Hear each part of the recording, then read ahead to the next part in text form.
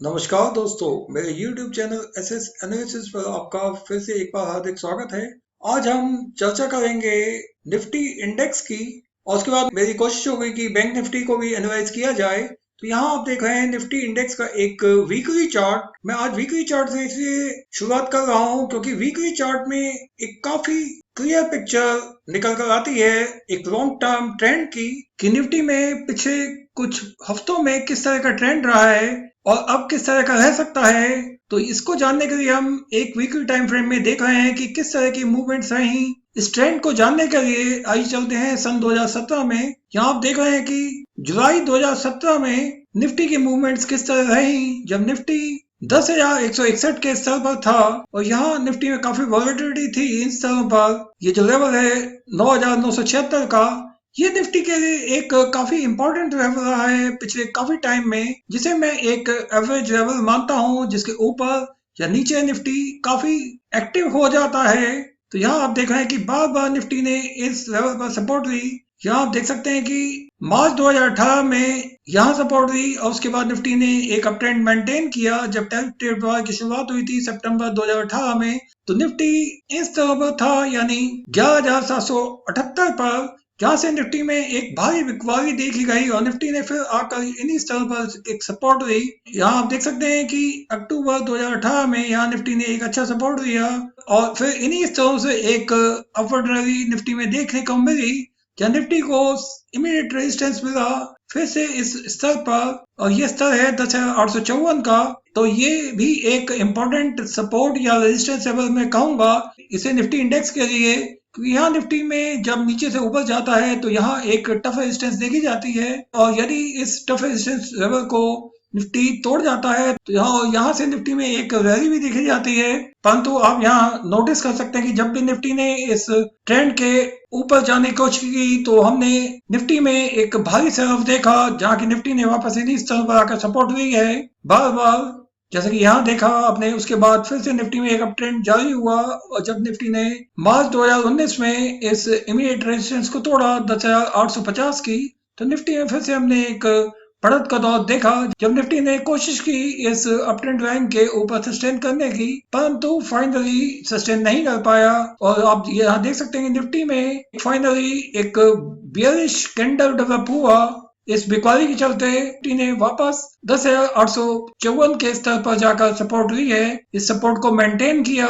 यहाँ पर काफी बार सपोर्ट ली निफ्टी ने, बार बार इससे नीचे भी गया, परंतु यहाँ इससे नीचे आते ही निफ्टी ने यहाँ बाइंग भी देखी। यहाँ आप देख सकते हैं निफ्टी ने 10,622 के स्तर को भी छुआ था इस दौरान सितंबर 2019 में, और फाइनली इस तरह से एक अपवर्ड मूव की शुरुआत की जब निफ्टी ने इस इमीडिएट रेजिस्टेंस को तोड़ा 10,850 की। तो निफ्टी ने एक अपवर्ड मूव की शुरुआत की। तो इस अपवर्ड मूव में जो निफ्टी को इमीडिएट जो रेजिस्टेंस मिला वो मिला 11,713 के लेवल पर। तो ये जो लेवल है उससे ऊपर आप देख सकते हैं कि ये जो रेजिस्टेंस है इससे पहले ही निफ्टी ने यहाँ सेलिंग देखी गई थी, और ये जो रेजिस्टेंस जिसके बारे में मैंने बताया कि ये जो लेवल है 11,765 का, ये निफ्टी के लिए एक कड़ी चुनौती है, जहाँ की निफ्टी ने इस कड़ी चुनौती को स्वीकार किया और फाइनली अक्टूबर 2019 में इस रेजिस्टेंस को तोड़ा और फिर से इस अप ट्रेंड की इस लाइन को छूने की कोशिश की, यहाँ सस्टेन करने की भी कोशिश की। परंतु आप यहाँ देख सकते हैं कि 20 जनवरी को जब निफ्टी ने एक हाई लगाया था 12,443 का, वहां से निफ्टी में एक भारी बिकवाली शुरू हो गई, क्योंकि यहाँ कोविड-19 की जो कंफर्मेशन है वो हो गई थी पहली बार केस की।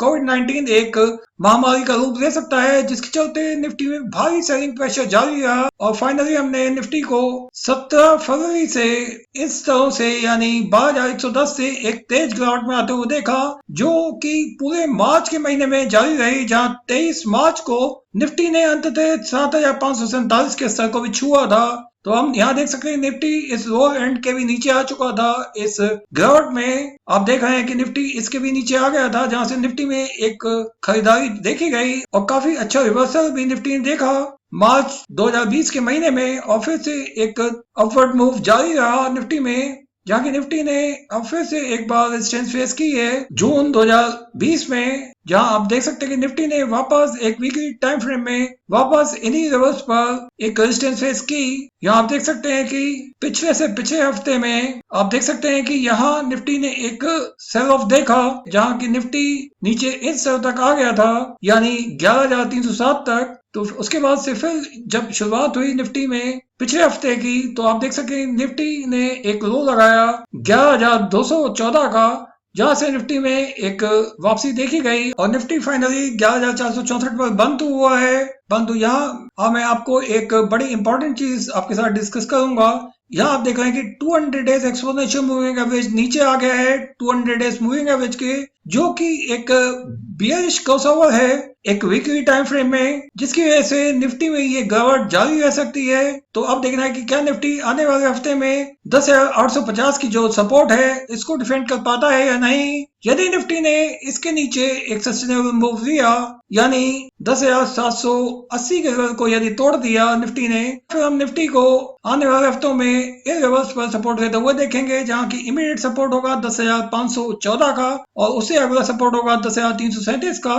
ये मैं बात कर रहा हूँ सितंबर माह के अंत तक, ये अगले हफ्ते की बात नहीं है, क्योंकि ये एक वीकली टाइम फ्रेम का चार्ट है। तो यहाँ हमें ध्यान देना होगा कि यहाँ एक कैंडल का मतलब है एक पूरे हफ्ते की मूवमेंट। तो अब देखना है कि क्या निफ्टी आने वाले हफ्ते की शुरुआत किन लेवल से करता है। तो निफ्टी के जो ओपनिंग लेवल्स हैं आने वाले हफ्ते में वो एक इम्पोर्टेंट डायरेक्शनल मूव तय करेंगे निफ्टी के लिए। और वहीं यदि हम दूसरी मूविंग एवरेज को देखें, तो आप देख सकते हैं कि 50 days moving average 50 days exponential moving average के ऊपर है, जो कि एक बेरिश सिग्नल है। और वहीं 20 डेज एक्सपोनेंशियल मूविंग एवरेज ऊपर है 20 डेज मूविंग एवरेज के, जो कि शॉर्ट टर्म में एक बुलिश इंडिकेटर है एक वीकली टाइम फ्रेम में, जिसके चलते हम एक अपवर्ड मूव निफ्टी में अभी भी देख सकते हैं, जहां कि मैं निफ्टी को वापस एक ऊपर का अपवर्ड मूव लेते हुए देख सकता हूं। ऐसा मैं क्यों कह रहा हूं, इसको जानने के लिए आइए अब इस चार्ट को देखते हैं एक डेली टाइम फ्रेम में। तो यहाँ आप देख रहे हैं कि एक डेली टाइम फ्रेम में किस तरह की पोजीशन है मूविंग एवरेजेस की।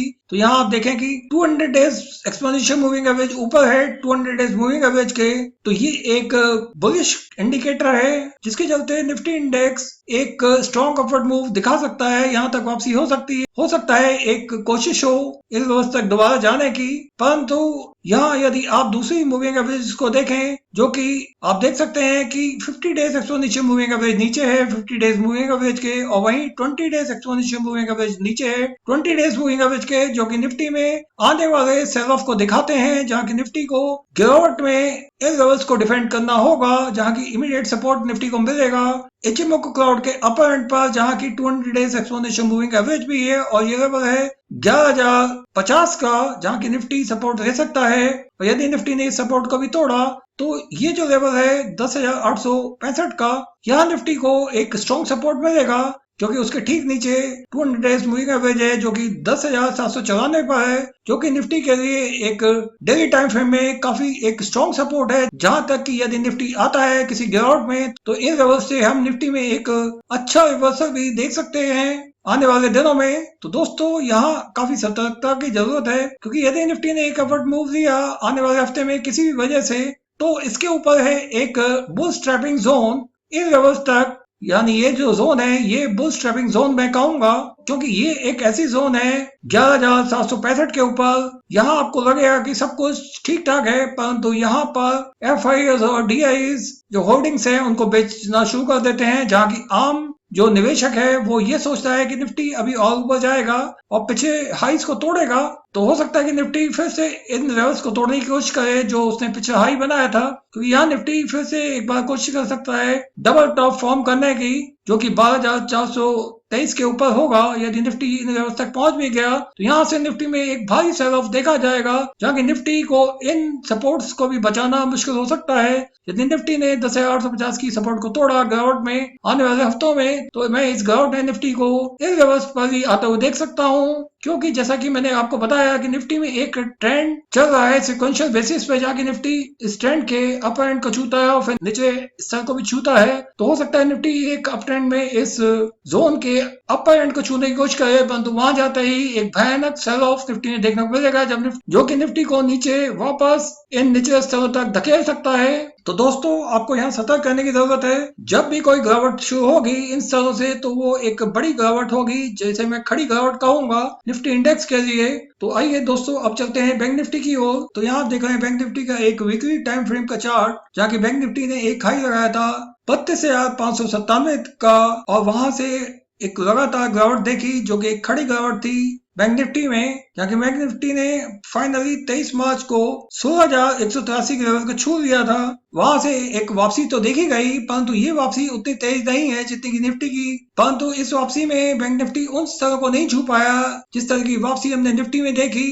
तो इसलिए मेरा मानना है कि अब निफ्टी के लिए जो लेवल है, जहां की एक बेरिश क्रॉसओवर यहाँ फॉर्म कर चुका है, 200 डेज एक्सपोनेंशियल मूविंग एवरेज नीचे आ चुका है 200 डेज मूविंग एवरेज के अप्रैल 2020 में, क्योंकि ये बेरिश क्रॉसओवर लॉन्ग टर्म में बैंक निफ्टी के लिए एक भारी मंदी आते हुए दिखाता है। तो यहाँ देख सकते हैं कि बैंक निफ्टी ने जब ऊपर जाने की कोशिश की एक वीकली टाइम फ्रेम में, तो जो इमीडिएट जो रेजिस्टेंस मिला वो 200 डेज एक्सपोनेंशियल मूविंग एवरेज पर मिला, और ये लेवल थे 24,419 का। उसके बाद फिर से कोशिश हुई अगले हफ्ते में, यहाँ आप देख सकते हैं कि बैंक निफ्टी ने फिर से एक अपवर्ड मूव दिखाया, परंतु आप देख सकते हैं बैंक निफ्टी ने फिर से एक बार कोशिश की एक वीकली टाइम फ्रेम में ऊपर जाने की, जहां की बैंक निफ्टी ने 25,218 के स्तर का छुआ, जहां की इमीडिएट रेजिस्टेंस था 200 डेज मूविंग एवरेज का, परंतु उससे कहीं नीचे ही बैंक निफ्टी में यहाँ से सेल ऑफ देखा गया, जहां की बैंक निफ्टी ने नीचे इस स्तर को छुआ है पिछले हफ्ते में 22,145 के।